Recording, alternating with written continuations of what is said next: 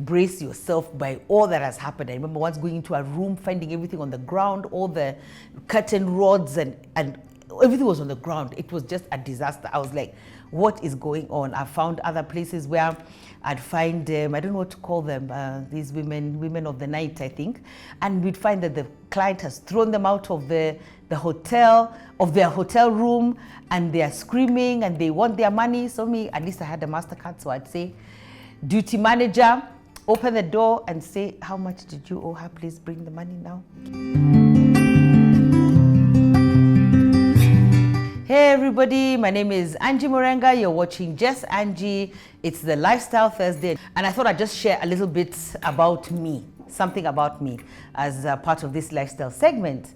And I thought maybe I'll share about my hotel journey, my journey in the hotel industry, which I did for 17 years. I don't even know where to begin, but I had so much fun and it was very exciting, and I got to work in many diverse hotels, at least in the UK and in Kenya, and it was a really amazing experience, and I'm glad, but I was saying, hospitality, you can only do it for a certain amount of time because it's you need a lot of energy. Things are changing every day. It's very exciting, and that's part of the reason why I chose it. I remember when I was doing my standard 8, I think not standard 8, 7. We used to do standard 7 CPE. My parents even locked the kitchen, the entrance house. You'd come through the kitchen and get into the rest of the house. So they locked it because I was always in the kitchen, and I loved experimenting, making different things. That's how I got into the hospitality industry. I'd love making flapjacks, making bread. I'd make bread for everybody. I was very good and they were enjoying the meals, but they were like, I wasn't concentrating. And then also for me, when I finished my 4th form, I was like, I'm not going to do my form 5 and 6, and I wanted to go and do hospitality, which I did. And the journey started in hospitality. And what I loved also about the training was that we were trained in everything, how to do everything. So we went to every department, housekeeping, front office, the food and beverage, back offices, everything. You do everything. You train in everything, marketing, law, economics, and that was very exciting. But my first job, I remember my first job, I was working such crazy hours, but I was young. And I was enjoying it. So I think I'd come in for my first shift from 6 to about just after lunch at 2, and then we'd take a break and there was nowhere to go. So we just sit around outside and then get back on shift from 6 to midnight. And I had very many experiences in that assignment. I remember once, and then I understood why in hospitality they train you on everything. There was a sort of a strike, and when you come into a kitchen, there's a lot of energy, there's heat, there's fire, things are boiling. And there was a big event that was taking place, and everybody was business as usual, I thought. And then all of a sudden, all the kitchen staff walked out, and they told me, oh yeah, let's go. So I'm like, what's up? So we all walked out, and kumbe, nothing had been boiling in all those pots and pans. And it was a big event. They had just been boiling water. So let me tell you drama of how everybody has to come in from every single department, because we've all been trained. So I was like, wow, I was so thankful for that training. So everybody had to come in, whether you're in the housekeeping department, get people from front office, get people from every area to come in and to cook and to prepare and to make sure that this event is served. And it was a very serious event. And of course, they had some grievances, which I don't understand. But I remember the next weekend also, there was something happening, or the next day, when they now agreed.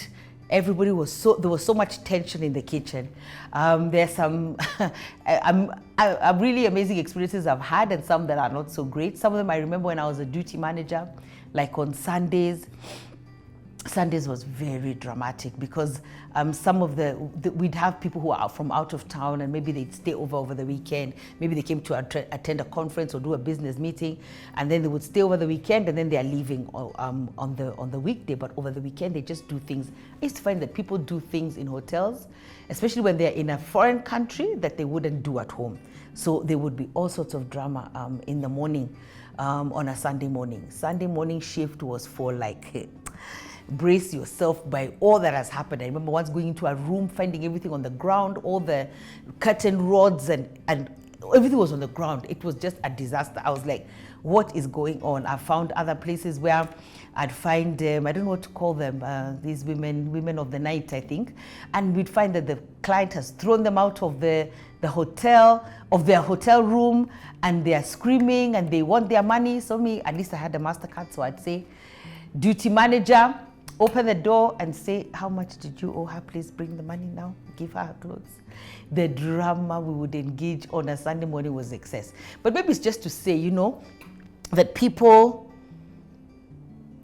there's something that makes them become different when they're away from home and away from their environment. But I think it's important just to remain that same person. I remember another incident where somebody came across a large amount of money and just walked out of the hotel and was never to be seen again. But really strange, because how long is that going to help you? So those are some of my experiences. I remember always wanting to be a trainer and always wanting people to learn more. So like my department, if I was given a department, like when I was in F&B, I would really train my staff. So I bought them notebooks, my own expense, didn't even think of asking anyone. I just wanted them to be good. I wanted my team to be good. I wanted them to understand what is in their surroundings. So we had to have lessons about what's in their surrounding. What are the banks that are available? What are the nightclubs that are available? What are the restaurants? Where can somebody go to change their money? Where should they not pass here? You know, so that when you meet your client in the morning, your guest, you have a lot more information to offer them, and it makes it interesting and it makes them want to come back, and we just have a good product. So I'd really train them on service, train them on how to set up, train them on how they're supposed to serve this, what do you do here, troubleshooting the experiences they have every day. And I'd lock the security door. So I'd tell the security team not to let anybody on my team out.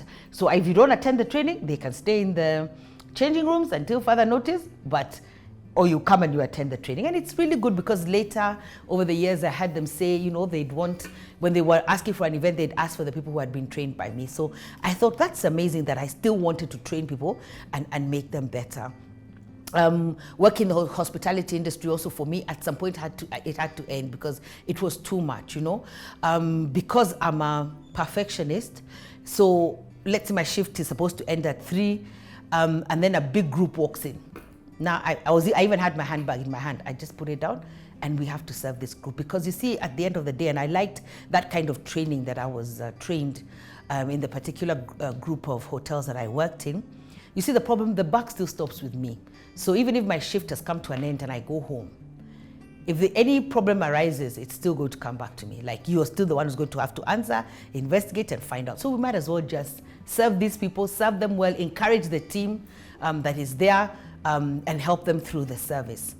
I also found that the staff would want to test me a lot, and I don't know why I understood that. So like when I first got this new job, they're like, this whippersnapper, we're really going to show her, does she know what she's doing? So I'd like mop the restaurant, you know, so that you don't think it's a great deal to mop the restaurant.